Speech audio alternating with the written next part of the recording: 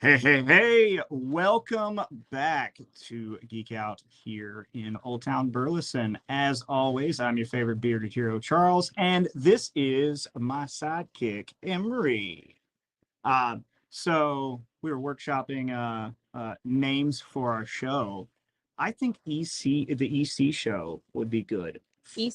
Because entertaining comics is where we got all of our old Tales from the Crypt Yeah, and Creep Show and all that stuff. And that's where actually all the old horror comics yeah, got printed from back in the day. So I think the EC show is pretty. that's pretty solid. I like that. Plus, whenever it's the the Char Chan show, like my name goes before Chandler's, and your name gets to go before mine. So automatically I'm higher value than Chandler. It's a yes for me. Fair, fair. I don't blame you. Um, so tonight is going to be yet one more time. We're going to do a non-traditional Tuesday Night Treasures. We're just going to do the EC show. We're going to talk about our best and worst horror movies of 2022 and the few that we're looking forward to in 2023. And we're going to briefly discuss the reboots of the best two shows that were ever on television. But what I'll say after I potentially have to go to Atlanta next week for to pick up a cool new van for the store. So next week we might not be doing this, but as soon as I get back from doing that, then we will go back to doing our regular Monday night show with Chandler and the full Tuesday night show where we actually go over all the new comics and collectibles and all that stuff. Which we have some really cool so recently we got a lot of very cool vintage comics in, most of them graded. Yes. So if you like vintage slabs with some key issues, second appearance of Hal Jordan, we've got him. Yeah. Yep. We've got the first Riddler in there. Still have that? I think so. But there's a handful of really great slabs books, and some really great. Yep. We have the Silver Surfer #4, the epic cover with Silver Surfer fighting Thor. So, some really great vintage books that we just got in. Some graded, some not graded. Some that aren't graded are being sent off to be graded. But we also just today got a big poster stand. So we got some cool movie size posters. We got some anime posters, some classic horror posters, some modern posters, some nerd posters. Might as well not mention the horror ones I'm buying them. So just forget. Well, that's why I can reorder things. It's okay. Okay. Fair. So with that being said, we will jump into it. The good, the bad, and the I didn't put numbers next to my stuff, and I just listed things. So I would say this year was equally really good and really bad for horror. Yes, well, okay. So it was really good and the bad was really bad. This year we got so many horror films this year. We got more than we've ever gotten before, and a lot of them were really great. And I made this one off the cuff. I've made this list off the cuff myself and forgot a bunch of the Shudder originals. Shudder originals this year were actually pretty strong. Yeah. Last year they weren't bad. The year before that they were trash.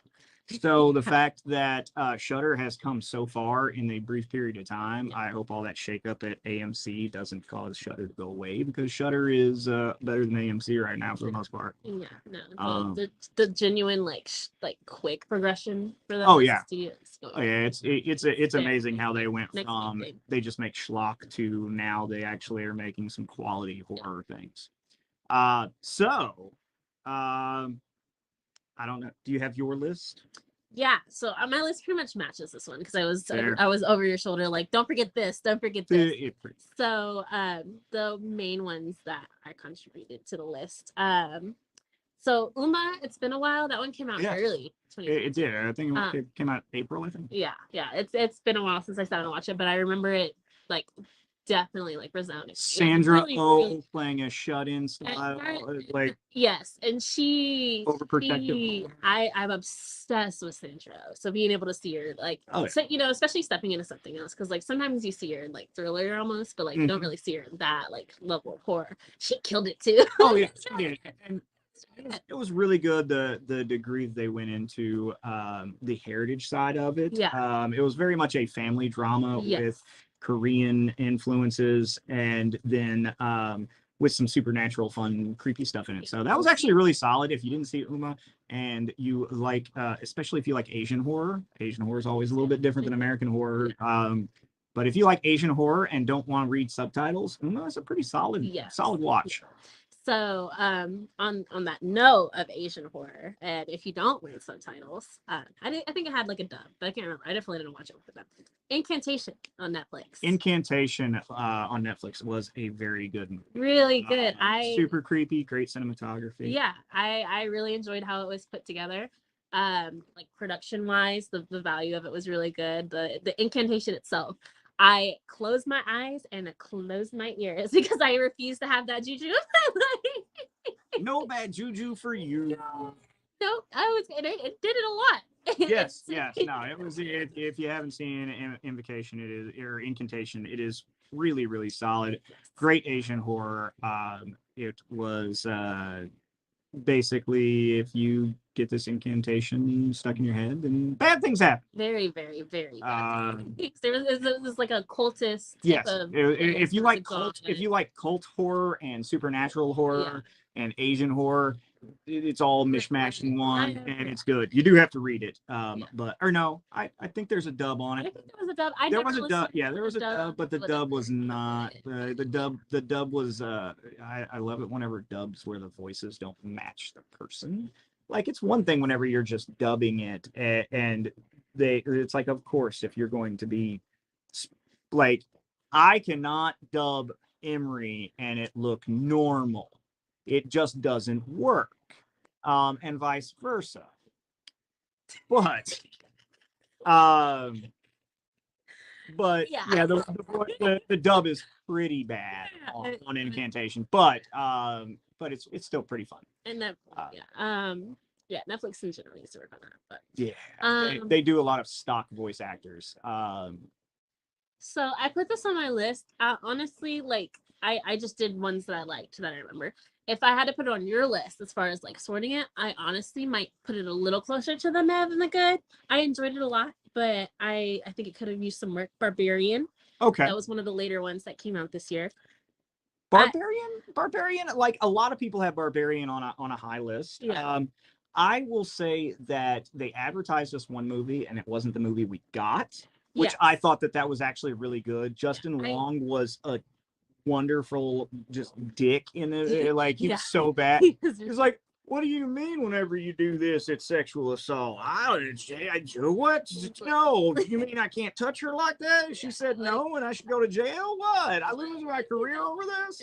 Like, I'm sorry. I gave her some money. What do you mean I'm canceled? It was, but yeah, Barbarian is a great film. I really did enjoy it because it was unique. Like, it was definitely an interesting twist on like just like sexual assault themes, because you see that a lot in horror movies. Mm-hmm. Usually like it's kind of the same story again and again. But I do like that they got that they threw a Chad bro in there that was like, what do you mean? And it was like, no dude, you're terrible. That's bad. You don't do that. You're a bad person. But everybody loves me. No. But even with that was a great part in the film. But like, the monster was a little bit wacky at the end. I wasn't a super big fan of the monster. No, I feel that this year monster, like, there were some great monster movies this year with some terrible monsters. Yeah. And I think Barbarian kind of falls into that. Definitely like, a great movie, your monster kind of shit the bucket. Yeah, as far as like character creation goes, as far as like whoever's designing monsters in 2022, no, you what the ones like the actions by the monsters definitely made me uncomfortable. But just looking at her, I was just like, ew. Yeah. That's all I got from that was it. But not even ew in a scary way. It's just ew. Yeah, it's like whatever. That's like, and I didn't put it on my list. The Grim Cutty on Hulu. Like, the story was kind of solid. Yeah. The idea and concept was really good. Yeah. Your monster was so ridiculously dumb. Yeah. that it like ruined the film. Yeah. It literally, like, I was like, what are we doing here? I like, that was the most, and they put the monster on the freaking movie poster for it. Yeah. I'm like, The main thing about a good monster movie is there's a monster reveal. You don't reveal if you it. put it on the like, I mean, if it's a sequel, yeah, you can put Freddy Krueger on the freaking cover of Nightmare on Elm Street 2, but he wasn't on the cover of the first poster. No. Absolutely not. So what else you got on your list? So I recently saw The Menu, Okay. which not a lot of people have gotten around to yet. I thought it was honestly leans a little bit more into thriller than horror. Okay. Even though they've categorized it as under both. I thought it was interesting and like in a good way, not a bad way. Usually when I say interesting, I'm like, oh, interesting. But The Menu was interesting in a good way. It was well written. The characters were fun. The main girl, what's her name? She's the lead actress in a lot of shit. I can't remember her name. I haven't seen this in our camera, and my phone's right there, so I can't even look it up for you. Right here. Well, while I'm talking, she did great. I didn't, as far as acting goes, I didn't like the writing around her acting, if that makes sense. Okay. You know, so I think good execution with poor. With fantastic. Thank you.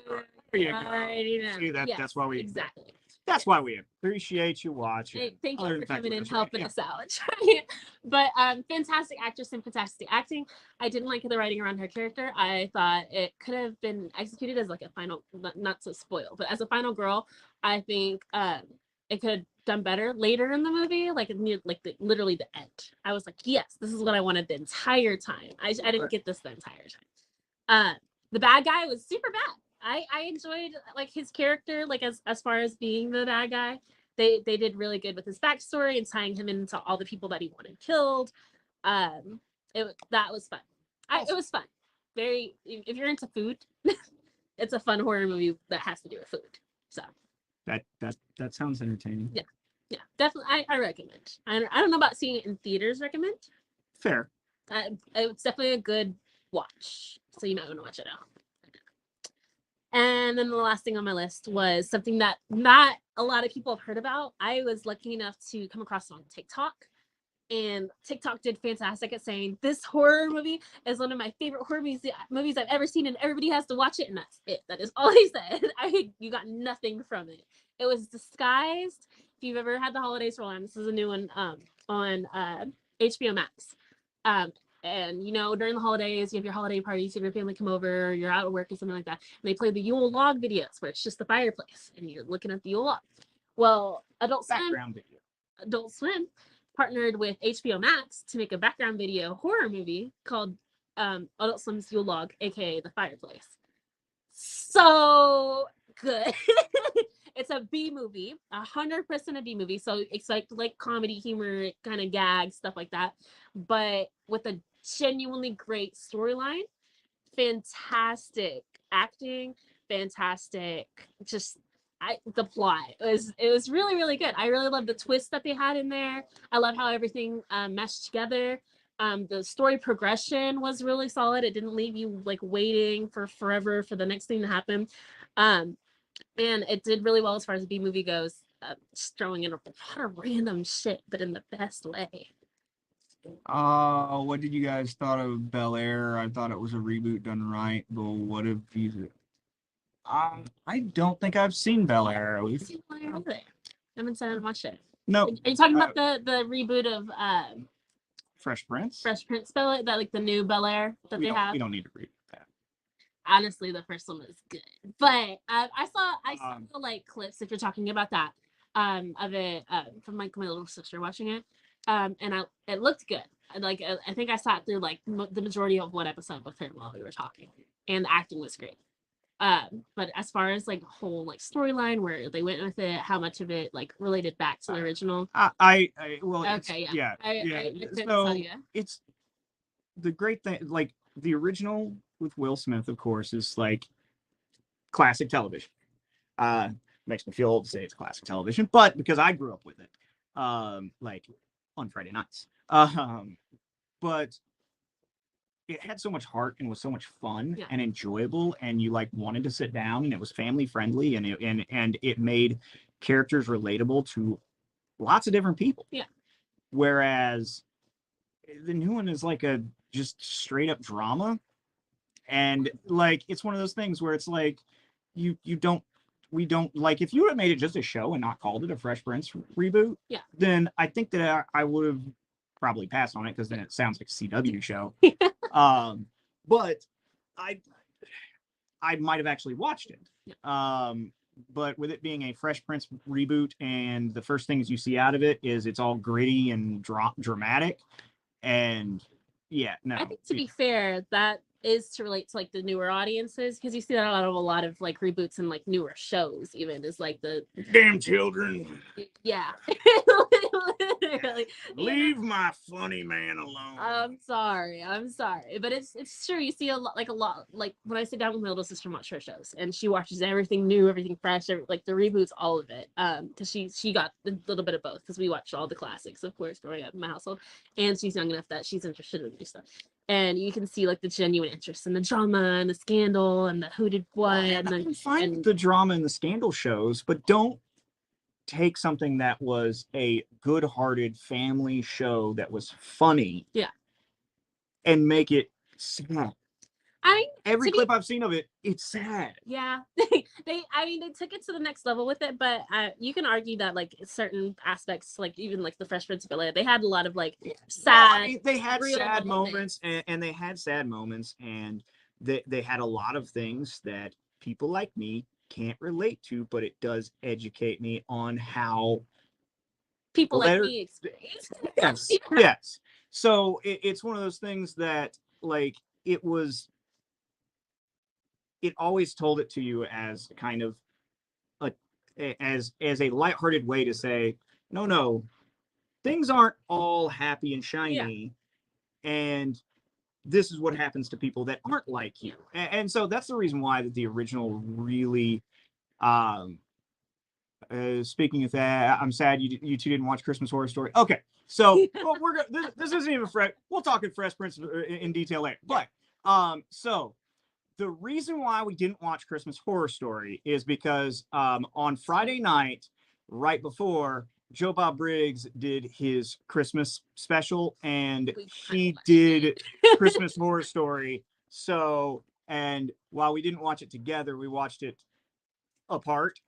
We were texting back and forth like, how is this movie so good? It was so good. So we were streaming it together and watching it separately on Shudder, and we really enjoyed it, but I figured that I didn't want to watch it twice in 1 week. Yeah. And I feel like our commentary would have been like, "This is great." Like whenever you're watching a horror movie, whenever you're watching like the whole point of that was kind of like with Thanksgiving, was to watch something that we know is going to be terrible, just make fun of it, and just make fun of it the whole time. And sadly, Ginger Dead Man was so bad that it couldn't even make fun. Couldn't even make fun. It was so bad. There's levels. Like I loved Thanksgiving. Thanksgiving was hilariously great. Yeah. I can't wait for next Thanksgiving so that we can do Thanksgiving 3. Because 2 was lost. But yeah, so like that's why we didn't do Christmas Horror Story, because also like I'm just to knock off Joe Bob and Darcy doing it 3 days after Joe Bob and Darcy did it, I felt was yeah. We already stole the. Oh, I didn't really. I just more like a gingerbread person. Yeah, I was supposed to be Krampus. Yeah, I came in wearing my Santa jacket and decided to not, because it was kind of warm that night. Yeah. Like Texas. So yeah, Texas. I'm wearing shorts right now, and it's January 3rd. But yeah, so that's why we didn't do Christmas Horror Story. Really thoroughly enjoyed it. It was, the twist at the end was amazing. Yes.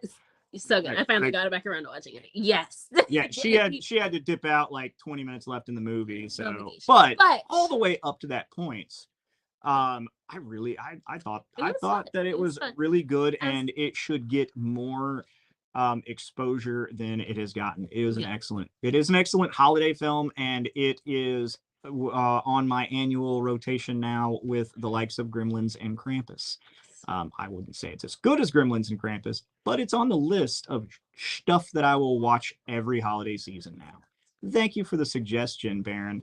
I really did enjoy it. But yes, bad movies only. Yes, bad movies only for our goofy shows.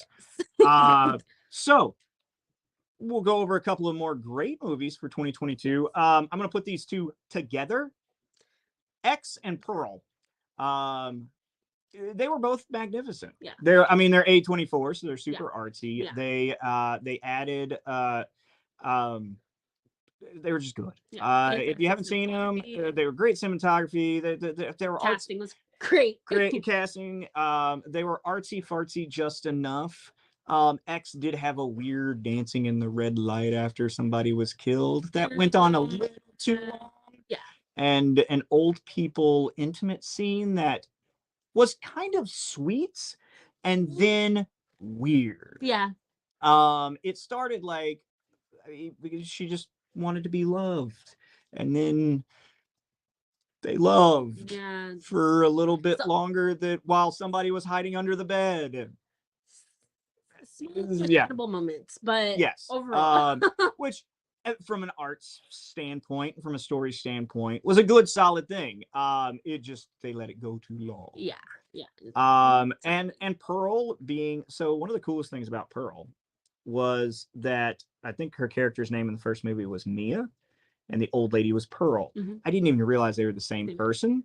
They were the same actress until Pearl came out, and it's like, why is the young girl from this the prequel girl? And it was like that's why she was so obsessed with her in the first movie was because she used to look very similar to her. Yeah. But they were both masterpieces. They were both. Now there were lots of things that I personally didn't like about them, but objectively, they were really, really solid horror films. I just and you mentioned it earlier, but I agree that they came out a little close to each other. That was way too close. Like you can't give me a movie and then now. I will say this for their thing: 9 times out of 10, whenever you knock out a movie and then knock out another movie, a sequel, less than a year apart. That's normally a huge fail. Yeah. So for them to come out within 6 months of each other and both be exceptional films was kind of impressive. That's impressive. Because every movie I can think of that's ever done that, been like, oh, we made a movie in October, we need to get another one next October. Yeah, 9 times out of 10, they dig it up pretty well. Yeah. Bodies. It was fun. It was fun. It was very enjoyable. Yeah, exactly. It wasn't like like I wasn't on the edge of my seat or anything like that. But I was watching the whole time. I was like, yes, this is hilarious. It was hilarious. It was fun. It was suspenseful. Yes. The twist at the end was so good. Amazingly perfect. I always love it whenever a movie had honestly, as the movie goes, it was fun and I was enjoying it, but it wasn't anything to write home about until that twist. And that twist is just great. And we're doing our best not to spoil things in movies, so I'm not going to tell you what the twist is. If you haven't seen Bodies, watch Bodies. The twist will get you. I believe it's on HBO Max. You'll watch it and you'll be like, this is fun. You'll watch the twist and you'll be like, this is good. Yeah, it goes from fun to good. Yeah. Real fast. Yeah. There are some slightly annoying things about it because I'm old and everybody in it is her age. And she's rather mature for her age, so that's why we can sit next to each other and talk about movies. We have disagreements, but we mostly agree. We do. Yeah, echo chamber a little bit. Yeah. What's the best horror movie of all time? You damn right. All right. Orphan First Kill. A lot of people hated it. A lot of people liked it. I thought the twist was really solid. Same thing. It wasn't anything that's like the impressive thing about that movie was it was made 12 years after the original, and it was made with the same actress, and yet they had to make her younger looking than she did in the first one, which they, for the most part, convincingly did. It was good. The first one had a really good twist. Mm-hmm. I enjoyed the first one. The first one made me uncomfortable, so I haven't seen the second one yet. The second I'll get around to it. The second one's twist was really good. Again, not going to tell you because I didn't know how they were going to outdo the twist, so I figured it was going to be terrible. And they outdid it. I won't say they outdid it, but they did meet it enough to make it a solid sequel or prequel rather. Black Phone. Yes. A lot of people have complaints about it. They can kiss my butt. It's just a solid. It was fun. I won't say fun because like the weird, but it was a really really good horror movie. I as far as like it's an adaptation, right? Yes, Joe Hill. Yeah, exactly. So Stephen King's kid. As far as adaptations go, you can definitely tell like my thing about adaptations too is like usually the movie's not going to do the book justice ever. Oh yeah.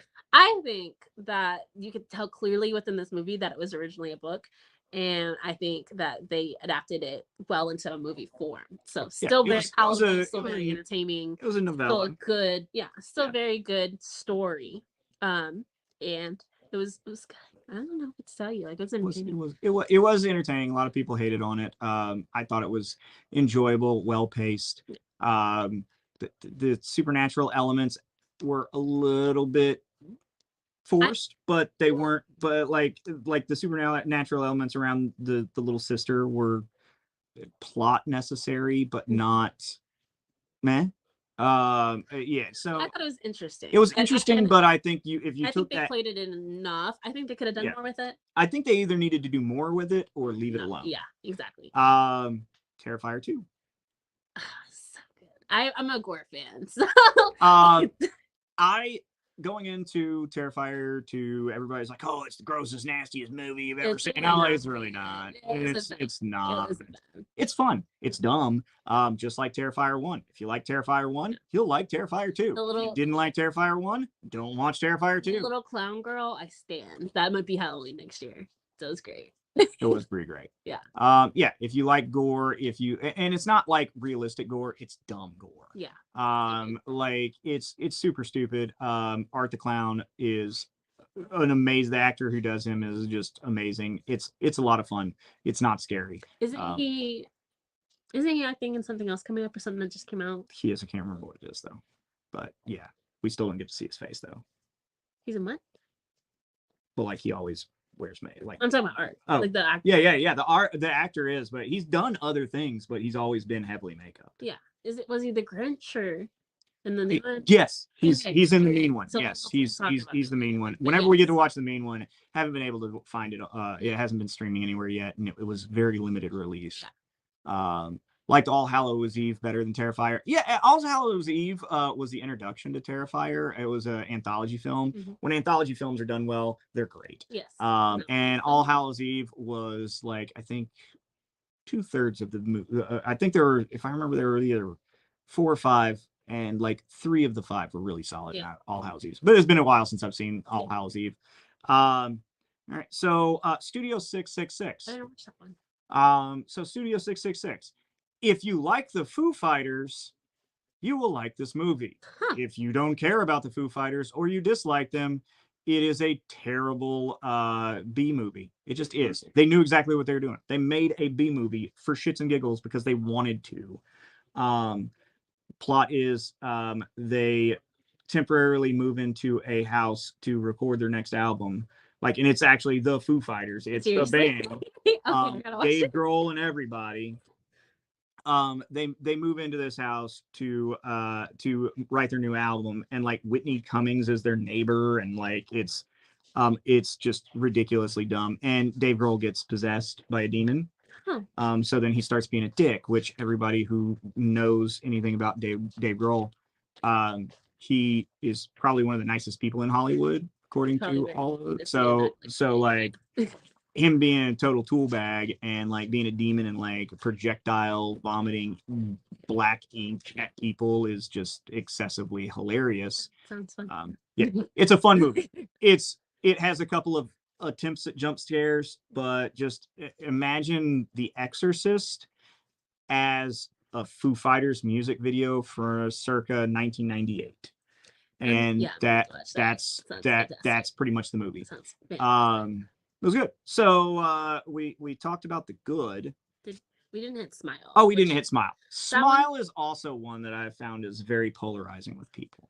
I thought it was entertaining. It was different. It it was meant for me. I enjoyed it. I'm not gonna say I didn't enjoy it. I didn't think it was like world changing. Fair. No, I thought it was unique. Yeah. It was different, and I like whenever things are different because we've seen the same thing so many times. So whenever something different comes along, it really does make me enjoy it. Yeah.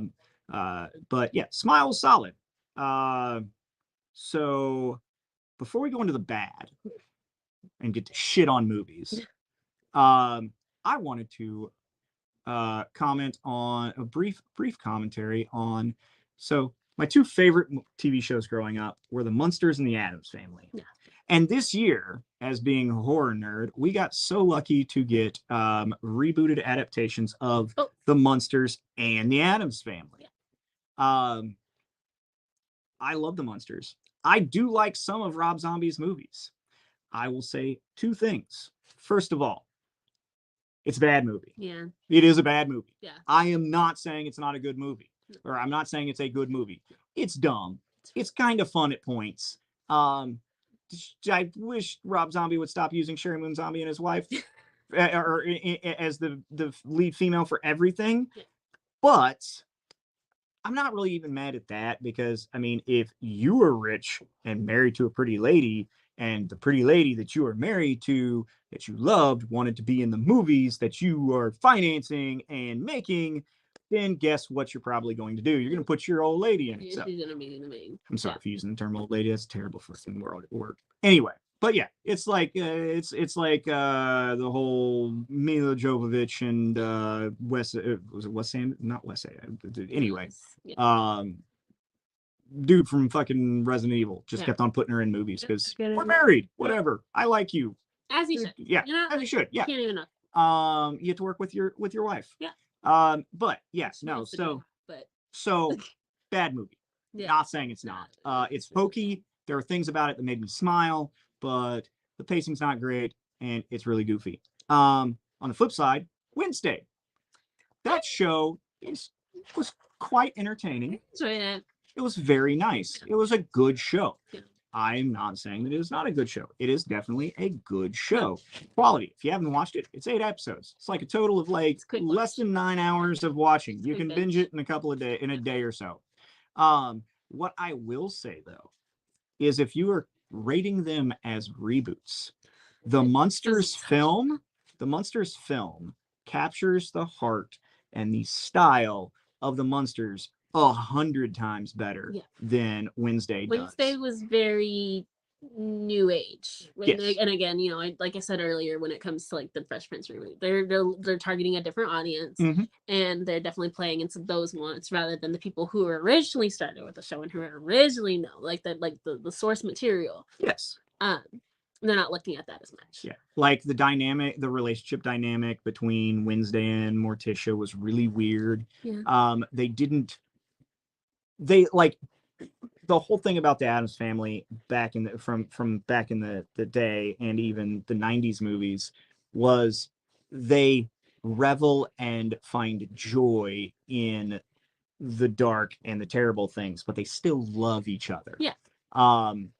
Whereas this was more teen angst and not very like the dynamics were all off. Yeah. I didn't feel that the dynamics in I mean, it's Tim Burton, so of course he can do dark and creepy really well, and the side character was great. I'm not saying it wasn't great. Yeah. I loved the show. I thought it was a really good show. Yeah. But they didn't capture Addams Family. They did not capture Addams Family, whereas the Munsters in modern day, their ideas and the stories and the concepts that they're trying to teach all hold up, but the special effects, the way it was made, the things that they did, 2022 is not the year for the Munsters. Like, I will go back and watch 1965 Munsters all day long because it's hilarious and it's wonderful and it teaches you nice values like a lot of those things did. But it's not like, and Rob Zombie it was obvious that Rob Zombie loved the show and did a very good job trying to imitate it. He just didn't quite get a good movie behind all of the homages because it's just a bunch of homages and then dick and fart jokes. but a PG-13 movie made by Rob Zombie. What else would you expect? Yes. What weird world are we in that he toned it down enough to make something PG-13? Because we were all like, oh shit, Rob Zombie's making it. Well, it's going to be an R, if not an X. Yeah. But yeah. So that's my little rant and opinion about those two things. Is I like them both for different reasons. One is good, one is bad. One and the good one poorly reboots its original homages, and the bad one does a really good job at honoring the original. Yeah. So weird. Anyway, all right, you ready to shit on things now, Emory? So ready. This is what I live for. All right, I'll let you pick something to shit on off the list. Where do I want to start? Okay, I'm actually gonna start with Mr. Harrigan's Fun. Snore. Snore. Best part of the movies were in the trailers, and there was nothing suspenseful about this movie. Not at all. It was very. I think of Apt Pupil, but shittier. I honestly I want to read the book to see if the book was any better.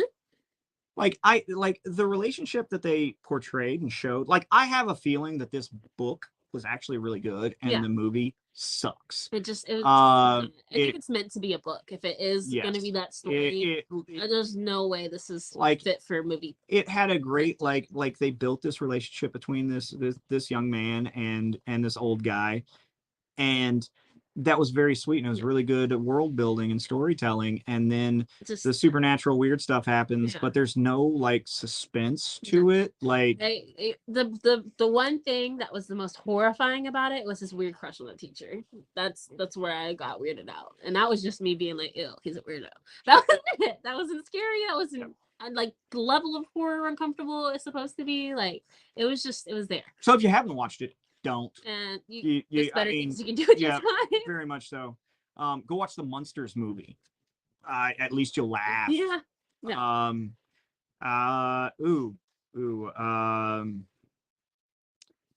Legend of La Llorona. For it to be that legendary. I love the ghost story. I love the story of La Llorona. I mean, it's a sad story, but it's a great ghost story. Yeah. The fact that you had Danny Trejo in a ghost story about La Llorona and the movie was so boring, it sucked. It's just terrible.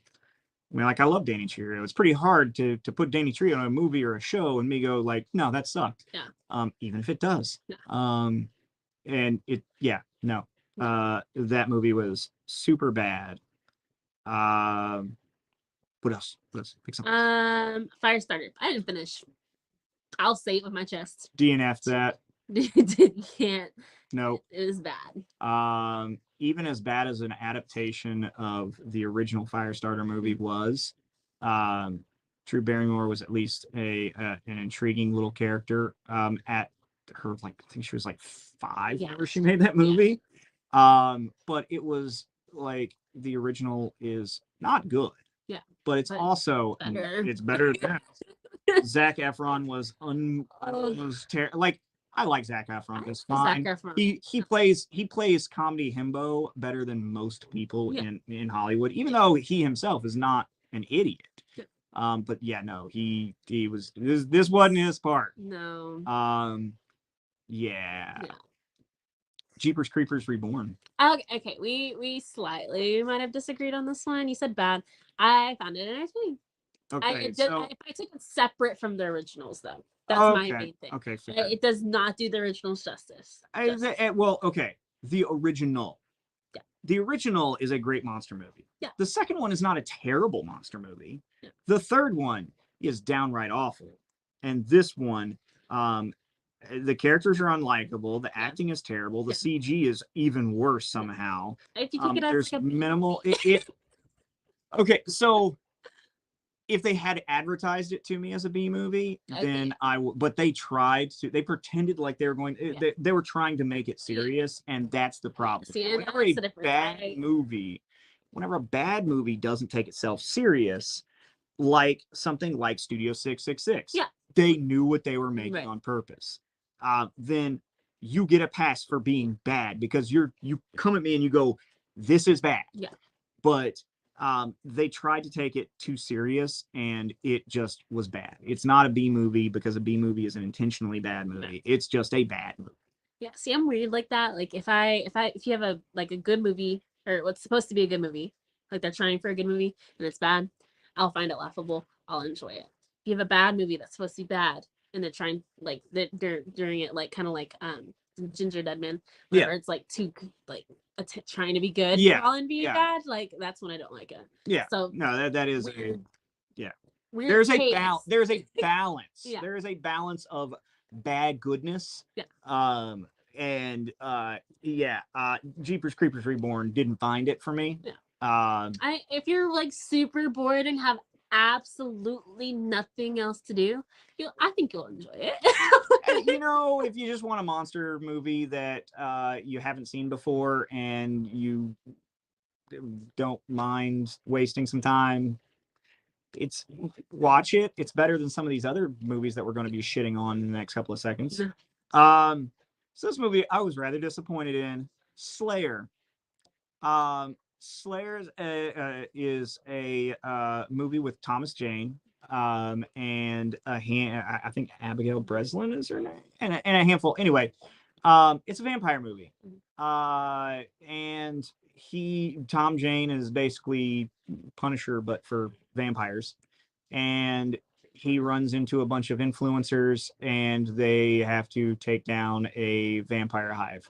Basically, the vampires are trying to get the influencers to spread the gospel of the vampires or some dumb shit like that. It honestly takes the movie's like just shy. It's like an 87-minute long movie, and it takes 46 minutes for anything to happen. Lots and lots of exposition, lots of very poorly timed and placed jokes. It was just boring. Yeah. The last like 15 minutes were kind of fun, but the first hour was not, which was disappointing because it had a lot of fun people in it and a lot of great things, and the concept was kind of cool. And it was one of those things where they knew it was a bad movie and they tried to lean into it, but it just didn't land. I can't comment on this one because I fell asleep in the first 5 minutes. So that wasn't a movie. And honestly, she's 5 minutes. Honestly, she's lucky that she fell she's lucky she fell asleep in the first 5 minutes. It was literally probably one of the worst things I watched this year. Okay. Well, I don't have to go back to it now. This one was also very disappointing. Go ahead. Which one? I was gonna say, speaking of influencers. Texas Chainsaw Massacre. Oh, I was mad. I'm sorry. Coming from, we're in Texas. We're in Texas. Texas Chainsaw was one of like my early like favorites growing up. I really cared for the characters. I really cared for the story. Now, because of your age, I'm going to establish Toby Hooper's with the original cast, or okay, I was going to say. Now, I mean, I wouldn't be mad if you said Jessica Biel's and went back and watched the original, because the Jessica Biel one was actually really good too. Yeah. Anyway, this was disgusting. I was so upset. I finished it in anger. Like I would have normally walked away, but I was so mad. I had to finish it just to get a full grasp of how angry to be. Yeah. It was every second of the dialogue made me want to stab myself in the eye. All of the characters, hated them all. Not even in a good like. They were all unlikable. They shoehorned various different things into it. There were some things that made total sense, and I am fine. I absolutely encourage and endorse films and people to be progressive and tell us why things are bad. Yes. However, you don't need to hold everyone's hand to tell them why it's bad and then be a dick about dealing with the things that are bad. Yeah. It was just very poorly executed. Yeah. It did give us a very classic moment where it was kind of, I will say that the bus massacre, I mean, it was pretty hilarious. That was funny. We're gonna get canceled, bro. And then he just goes nuts. I mean, like, it's make one move and you're canceled. Like, whatever, man. Like that, like it's one of those examples of, if you intentionally were going to be, if you Texas Chainsaw Massacre 2'd this, then I probably would have liked it. But the fact that you tried to make it serious, and then you gave us some cringeworthy stuff. So cringe. I mean, it was all cringeworthy. It was all cringe everywhere. Yeah. Cringety, cringe. Yeah. It was. I couldn't like a second of it.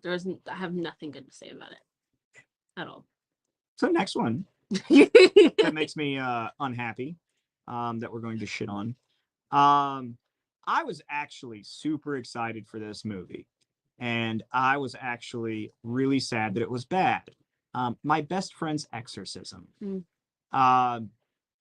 It was a book written about 2 years ago by Grady Hendrix. I love Grady Hendrix. All of his books are really fun and ridiculous.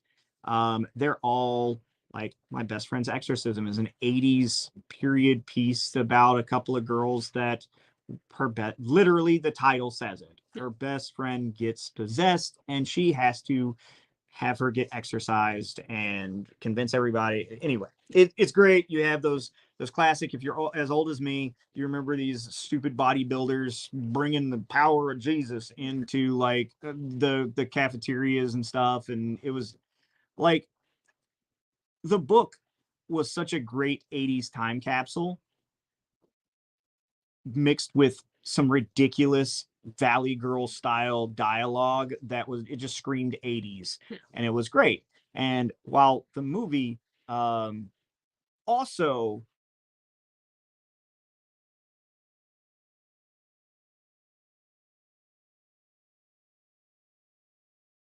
one damn phone. Hello. Okay, yeah, we're back.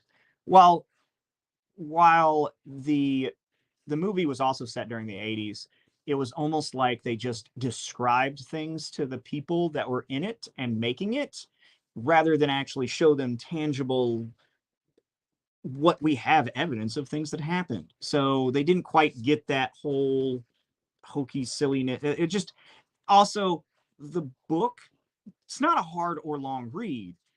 It's pretty short, actually, and they rushed it. How you rush an already short story. Now, I'm not saying that, I'm not asking for you to give me a Hobbit where it's a short book that you made 3 movies out of, but I think the movie was like 87 minutes. 87 minutes wasn't enough to cover all of the cool things that happened in the book, and whenever the cool things happened, they cut them out of the movie. Like, the exorcism itself is like very low key and very chill, and it's just, okay, everything's fine now. So yeah, I was very disappointed in this movie. The book is fun. Now, if you didn't read the book, it's probably fun. I just was very let down. Let's see what else we got. Invitations. Invitation. Another example of great idea, terrible execution. Yes, I didn't really enjoy it. Like, good idea, good concept, Long Lost Family, everybody doing their deeds. Yes, the trailer made me like go like, okay. And I even the trailer, I actually was in, what movie was it? Nope. Me and Chandler went to go see Nope together. Oh wow, seriously? Yes. Oh, you weren't working here yet. Oh, okay. I read it. Yeah. So we went to go see Nope, and that trailer came on before Nope, and we like looked at each other and we're like, that is going to be like the best horror movie of the year or absolute dog shit. And guess what? It was absolute dog shit. Yeah, I'm a vampire fan. Yeah, I love them. Like all my like even like the romantic ones, especially. Two of my 4 magic decks are vampire decks. I love vampires. They're great. However, like, I've seen better vampires. The only vampire movie that I would watch this before, like I would watch this before watching Twilight again. I would watch Twilight first. It's also your age. Yeah.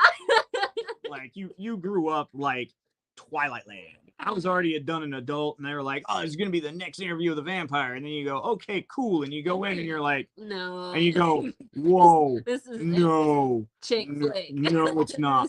Okay, think about like not just the books, but think about Interview with a Vampire, like the movie.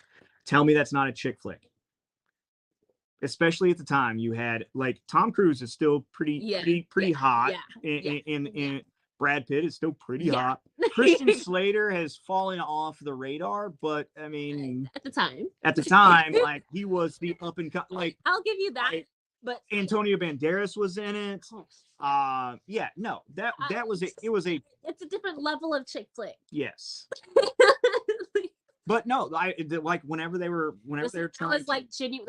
That's Hollywood heartthrob. The Twilight was fandom. Yes, but they were trying to give it to us like that.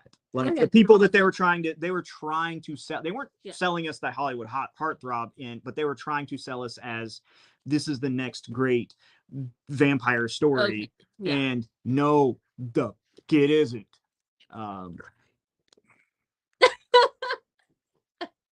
The only great thing, and I will stand on it. So I worked in a theater whenever the first, like, because there's 5 movies, right? Mm-hmm. Whenever the first. Oh wait, they split 4. Yeah. So when the first 4 movies came out, I was working in a theater and I had to see the first 4 movies 87 freaking times. So the 4th movie ends on a cliffhanger. Yeah. So I just want to know how it ended. So I voluntarily watched the last movie, and that awesome fight scene at the end, like, I'm like, okay, we are redeemed. I sat through all of this movie. Like, I sat through the 15 hours it takes to watch these movies. And now we are, what do you mean it was a hallucination? It wasn't real. It wasn't real. It wasn't real. And at that point, I almost threw a brick through my TV because I was like, I can't believe that you just did that. Like, see, coming from a fan who read all of the books like 10 times each, that wasn't included in the books. They talked about it like we knew it happened, but there was no big details. It was just like Alice touched him, he saw a vision, he was like, nah. Seeing that in theater, Carlisle's head, me and my mom. Yes. I was like, you just redeemed this whole franchise. And then they go, nope. I like that right there just made it go from that series is terrible to that series is god awful. I will watch The Invitation again before I watch Twilight again, but that's about the only threshold I have. Okay. If you want to watch a vampire film, go watch Hammer films, Christopher Lee from the 1960s and 70s. That's where it's at. Yeah. He's the real Dracula. He's the he's like, yeah, no, go Christopher Lee it up in from the early days of cinema and shit. Even watch Nosferatu. You got to read the damn thing, but it's fun. But it's so much better. Okay, so let's see. I think we only have one left on the list. This one. Yeah. This one. Oh, okay. So we have 2 more on the shitting on list. Yes. We're just going to touch on this one real fast because it's gruesome, it's gory, it was a nice try, but it failed because you hate all the characters in it. Hellraiser. Yeah. Hellraiser on Hulu, it was fine. It wasn't no, it wasn't fine. Don't watch it. Watch Hellraiser 2, and then watch nothing else with Hellraiser involved in it. Yeah. Everything other than 1 and 2 are complete garbage and trash. Yes. Now, I will say that this is the 3rd best Hellraiser movie. Easily. Because the big side of the bad. Yeah, it is the 3rd best Hellraiser movie. And whenever there's like 7 of these, technically that puts it pretty high on the list, but it's still sucks. There's better things to do with your time. Very, very much. I would even say take a nap through Mr. Harrigan's phone before you watch Hellraiser. Wow. I didn't say take a nap. I said take a nap. I didn't say watch the damn movie. Yeah, I mean, a nap with the owner off. Either way, you're just taking a nap. So yeah. That's fair. I'd take a nap before watching that. Yeah, and then to our last, we're going to shit on this movie, and we're going to shit on this movie hard. We did it before, but I don't think it was enough before. Like we definitely have to hit it again. So there is a near 50-year-old franchise gets it. No, because last time we just shit on Halloween Kills. Oh, we didn't. Oh, it was because Halloween Ends had, or no, it had just come out. Anyway, if you can't guess, our worst movie of 2022 was Halloween Ends. Tomato. So I will say that if this wasn't going to be Halloween Ends, if it wasn't the final one, then I'm not mad at where they tried to take it. It had some interesting ideas. However, this is the climax and finale of a 50-year-old series, and that's what you gave us. You are a monster and a moron, and you are a terrible writer, and you suck. I do not care about some emo shitbag that accidentally killed a kid. I care about freaking Jamie Lee Curtis screaming and stabbing her freaking not brother, because they retconned that, because they retconned part 2, and part 2 tells us that it was his brother. No. But no, Halloween Kills sucks. No. Halloween Ends, Halloween Ends sucks. Halloween Kills, if they just would have killed him at the end whenever it looked like he was going to die anyway, I'd have been happy with it. Sometimes, just like, and I know I shit on it a lot, sometimes, like the Hobbit movies, 2 movies get the job done. Yep. You don't have to have that 3rd movie. Yep. You taint your franchise. Yep. And honestly, Halloween Ends is so bad that it gives us characters we don't care about. Yep. I mean, at least we got to see him go into a car crusher. I mean, the kills were cool. The kills were cool. There were some suspenseful, jump scary moments, but for the most part, it was pretty damn bad. Yeah. If it was like a mid-entry, then I wouldn't have been mad at it. Yeah. It would have been just, okay, whatever. Yeah. But the fact that it was built up to be the end of this franchise, I would watch Halloween 2 again by Rob Zombie. Yeah. And we've gone over how much I hate that movie. Yeah. I honestly, I watched it like Halloween Ends. I watched it one time to watch it, and the fact that it ended like that, I was like, I'm not watching this again. No. So I will say, in the future, if I want to watch Halloween, I'm going to watch Halloween. Then I'm going to watch Halloween 2. Then I'm going to watch H2O. Yeah. Because that's the fun storyline. And you know what? I will even watch Halloween Resurrection with freaking not Coolio, the other one. Rapper kicked him in the face. Sorry. Terrible. Yeah. It's okay. Was it? Okay. Buster Rhymes. Yes. I was gonna say Biggie. I was like, it was not. Biggie was dead. Biggie was dead 10 years before that movie was made. Yeah. Oh. Maybe it was made in 2004. I have zero concept. Oh, it's 2004? I thought it was earlier than that. No, Resurrection was like 2004. Oh, okay, yeah. Biggie died in like 95. Yeah, like way earlier than that. Yeah. But yeah, no. That's how many times I've seen that movie. Fair. Yeah. So I'd go watch 1, 2, H2O, and then Resurrection, and that's the end of the story right there. Because Resurrection, Jamie Lee Curtis dies, and then Michael Myers also dies. So yeah, that's the better series. Than this new crap that we got. I mean, Halloween like 2018 was like, or 2017, whatever the fuck year it came out. Excuse my language, it's late. I normally try to keep it PG-13. Well, that was my one F-bomb, so it's still PG-13. Yeah, okay, you get one. We're good. Yeah. But yeah, Halloween Ends sucks terribly. It was bad. Boom. 0 stars. So my meh list is kind of short. Yeah. Meh. I liked it. I liked it. It was entertaining. Enjoyable. It wasn't a horror movie. It wasn't. I was kind of freaked out with the fake aliens. The fake, like that was the scariest part of the whole movie. Was the neighbors like trying to? I was like, oh, and then whenever you saw him, I was like, punched him in the face. But at the same time, whenever you actually saw him, it was like there was part of me where it was like, leave it to Jordan Peele. This is his troll. I'm waiting for Jordan Peele to give us this troll. And it wasn't a troll. It wasn't really a troll from the movie. Like, I literally like wanted those to be the aliens. Yeah. Like, that's it. Yeah. Like, just hard stop. Yeah. Those are the aliens, not weird spaceship in the sky thing. So I'm a fan of like conceptual movies like this. Like I'm Jordan Peele. I really like his movies because of like different like higher message he's always trying to put in them. So this one was really cool as far as like what's the word I'm looking for? Spectacle. Yes. Goes as far as like commentary on like the there's another word that's similar to spectacle. Like sensationalization. Yes. Of real things, and also like the control of nature aspect of things, like trying to control nature. Nature is gonna do what nature does. The thing was literally a camera sucking people in. Like, come on. Don't look at me. Don't look at me. So the monster was my wife. My wife does that. She'll do. I love my wife. She's beautiful and wonderful.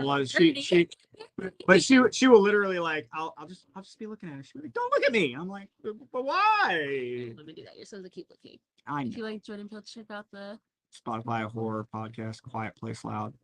Cool. Sounds interesting. Yeah. Yeah. I know you like the podcast a lot. I'm such a podcast fan. So no, it's not a nope for me, but it's not a hard yep.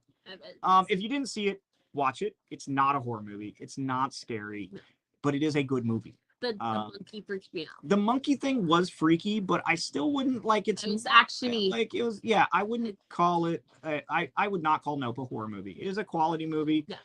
Not a horror movie. That's why it's in my horror list. Meh. The other meh was Scream 5. They could have done more with it. Scream 5. One, you killed Dewey. I hate you. You killed Dewey. Come on, man. Can't kill. And Dewey's not like they confirmed. Like Dewey's not coming back this time. It wasn't as bad as a lot of people like to shit on it. I enjoyed it as a Scream movie. Like I liked it more than 3, but less than all the other ones. Yeah. It wasn't terrible. It was just meh. Yeah. The twist ending kind of was burned earlier than any other Scream movie, which they're normally really good about keeping. But it wasn't bad. Now, I mean, I will say Jenna Ortega is on this list multiple. We talked about movies with her several times. Yeah. So she is quickly up and coming to be the new Jamie Lee Curtis Scream Queen. Scream Queen, we love her. Yeah. But yeah, Scream, meh. Anything else to say about Scream? Literally meh. That encompasses it. Like I couldn't, like, it wasn't bad. I'm not gonna say it was bad. I'd watch it again. Yeah. Like I about once every other year rewatch all the Scream movies. So yeah, I'll probably rewatch it. That one would be like palatable in that situation. You know. So what we're looking forward to in 2023. This list isn't very long, and we're not going to talk a whole bunch about them. Yep. But Scream 6. Because it's a Scream movie. And I remember whenever the first movie came out, and I've seen all of them in the theaters because I'm old. I can't say the same, but I enjoy the Scream franchise. The first 3 of them came out before you were even alive. Yeah. So yeah, like I enjoy Scream. I like the series. It's some Wes Craven genius, and even the new stuff that he's not dealing with is excellent. It's still good. Knock at the Cabin. I'm excited for this. So M. Night Shyamalan, when he's good, he's amazing. When he's bad, he gives us things like The Avatar, The Last Airbender, or Lady in the Water. You did go watch it again. You'll hate it that time. Yeah. It was a one-time watch. I was like, okay. Yeah. No, it's bad. It's really bad. I'm an M. Night Shyamalan fan. And the trailer made it look good. Knock at the Cabin. Also, who doesn't love Dave Bautista? And if you say that you don't like Dave Bautista, I'm not asking if you like him as a wrestler. I don't give a shit. Like, as long as, I mean, as an actor, but as an actor, if I see a movie with his name on it, I am watching it. I'm watching it. Like, I just want to meet Dave Bautista and give him a hug. He looks very huggable. He just looks like a guy that you just want to give a hug to. Yes. I don't like not every giant dude like that looks very huggable, but I just Batista needs a hug. I just watched Glass Onion. He's in that too. Is he? Yeah, and yeah, as a character that's supposed to be hateable, still loved him. he was super like man dumb, very like and like all the wrong views in like a anti-woke way, and I still just I couldn't get enough of him. Yeah. So Dave Bautista, and I'm like, he was a heel for a good majority part of that. He was in the WWE, and like as a heel you hated him, but as soon as he started like making movies, and like Drax is a dumbass dick, and I still love Drax. I don't like the character in the comics, but Dave Bautista Drax. Yes. So yeah, so it's Dave Bautista. If you haven't seen the trailer for Knock at the Cabin, it's a very intriguing concept. Yeah, it's really cool. I won't even tell you what it's about because M. Night Shyamalan things are better just to see yourself. But the trailers are all over the place. Go watch the trailers. I think it comes out in February. Yeah. This one is probably the one that we're like, we can't wait for. Like I'm saying, like we need to like get like a shit ton of people together and all go piling into the theater to watch this. Yeah. Winnie the Pooh, Blood and Honey. I can't wait to see this insanity. They started talking about it before it even was official. That's how big this is gonna be, because Winnie the Pooh became public, and like, as soon as people got the like notice, like, oh, it's about to go public, the makers of this film were like, oh, we're grabbing that and we're running with it, and everybody was like, yes, run with it, take off. And then they officially announced it, and they dropped the trailer, and it looks so the first trailer like doesn't show anything but some goofy gore. But the like story trailer that they just dropped like last month like actually is like, oh, so there's a story to this, and the story actually sounds kind of cool. And basically Winnie the Pooh is angry that Christopher Robin has abandoned him so long, so they went feral. Guess what the animals do whenever they don't have somebody keeping them domesticated? They go feral. Yep. So this next one, it's from one of my favorite franchises, and I can't decide if I'm super excited for it because I know that everyone's favorite character from it's not going to be in this movie anymore. And if they are, it's only going to be a cameo. Yeah, that'll be a cameo. Evil Dead Rise.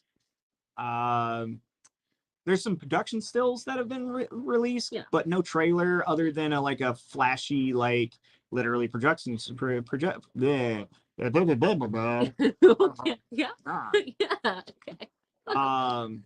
But yeah, no. I'm always like Bruce Campbell and Sam Raimi are executive producing it, but neither wrote or directed or have anything else to do with it. So I am a little concerned that it's going to not be Evil Dead-y enough. Yeah. Like now the remake was solid. Yeah. Very much out of that world, very serious in tone, but this is supposed to be a sequel to Ash Williams' world. So if it's a sequel to Ash Williams' world and they try to make it too serious, it's going to be bad. Yeah. If they lean into the cheese that has always been Evil Dead, then I think it will be one of those so bad it's good movies. But what little bit I've heard about it and little bit I've seen about it, it feels like it's going to be we're going to take ourselves serious. And if you're going to take yourself serious, be part of the 2014 franchise, not the classic. Nope. But I will definitely watch it the weekend it comes out. Yep. So because it's Evil Dead, and there are a few franchises I love more than Evil Dead. The last one's already in theaters. I have to go see it, so I'm excited. Yeah, it looks quite creepy. No. Megan, 3 Gan, as it is written. Megan. Creepy robot toys. I'm Shit always, goes bad. Yeah, I'm always down for creepy robot toys. You know, you got your dummies and your child's plays and they always tend to be pretty good. This one looks like it takes itself serious, so it could be good. It's the dancing scene in the trailer for me. Like she ate, okay, but I know I'm not gonna take it completely serious when I watch it. I'm not as serious as they're gonna take it, but it looks just creepy enough to still work. Like I know in the trailer she like dropped on all fours and started chasing the boy. I was like, okay, I would scream personally. And then punt it. Yeah. As scary as doll robot thing movies can be, I'm realistically I'm you know. However, Tales from the Hood, the little dolls still got nightmares. Oh, I blocked that out. Yeah. Oh yeah. Yep. So, it's night outside. I'm gonna have nightmares. You're completely safe. I'm the one who has to worry about those little guys. Me? They are creepy. But yeah, yeah, that's the big ones that are coming out in 2023. They haven't announced a whole lot of stuff. I don't think 2023 is going to be so flooded as 2022 was. I think there's onslaught because of everybody hopping into horror during COVID and quarantine stuff. And a lot of the stuff well, not just that, but I think a lot of things dropped in 2022 because they were in post-production during COVID, or they pushed back, and then there's just like this explosion of like 2 years worth of stuff. And like we didn't even touch on the Shudder stuff that came out this year. And there were some pretty solid ones on Shudder. Now, before we leave you, we're going to give you a little behind the scenes of a wacky conversation that we had right before we did the show. So everybody in this world, in the horror world, a lot of them just love James Wan. They like to spend a lot of times on part of his body that we won't say on PG-13. Yes. They like to live there. Yes, they kiss his butt. We'll say that. They kiss James Wan's butt a lot. Not to say that I don't kiss it sometimes. I'm not saying he hasn't made some masterpieces. He has made a couple of masterpieces. But however, to put him on the same list as certain. But yes, so we decided to look at the filmography of the three greatest horror directors of this era, and not even this era, just of the last 50 years, to which we decided to compare the statistics of James Wan, John Carpenter, and Wes Craven. And this is just going to be a quick rundown. I'm not going to go through all the list, but James Wan has 19 writing credits and 14 directing credits to his name. And of the ones that are considered good movies, there are only 10 of them.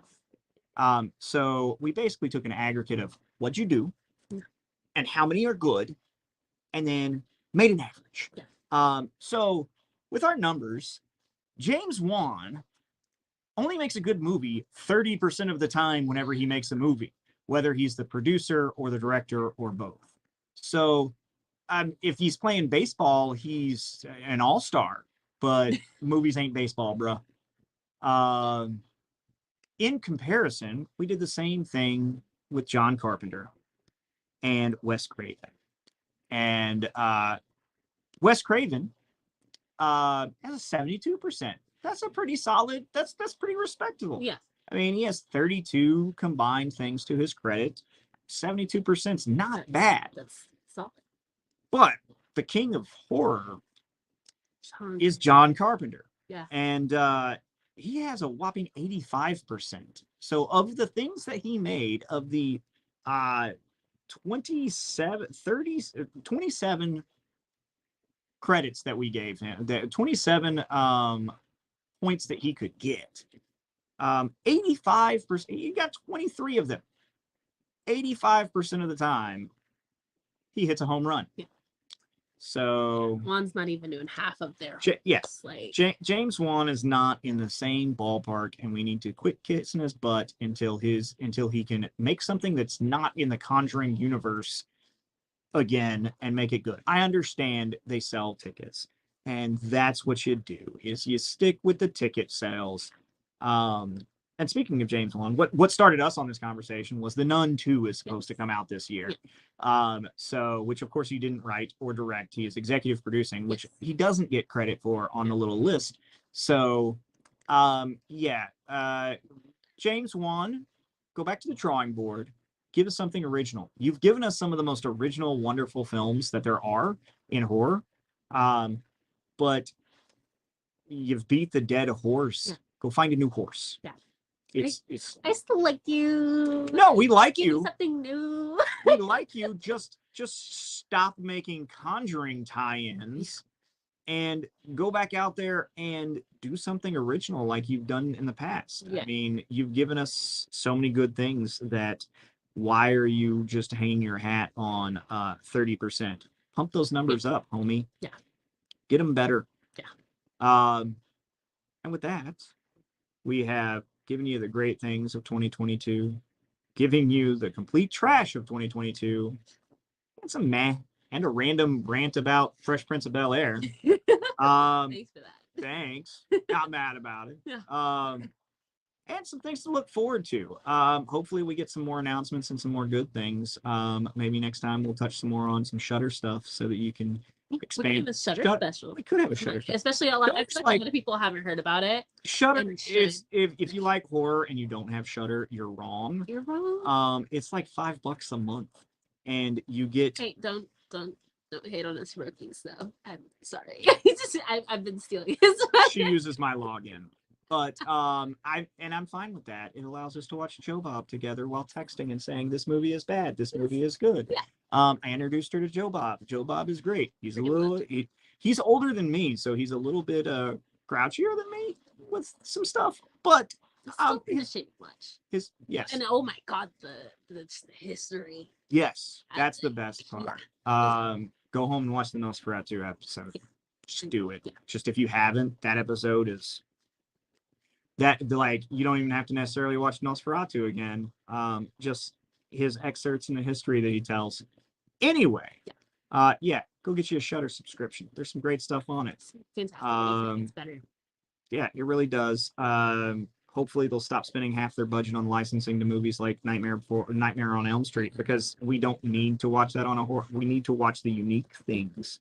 Nobody's going to Shutter to watch something that we've seen 1,000 times. But anyway, so some things to look forward to.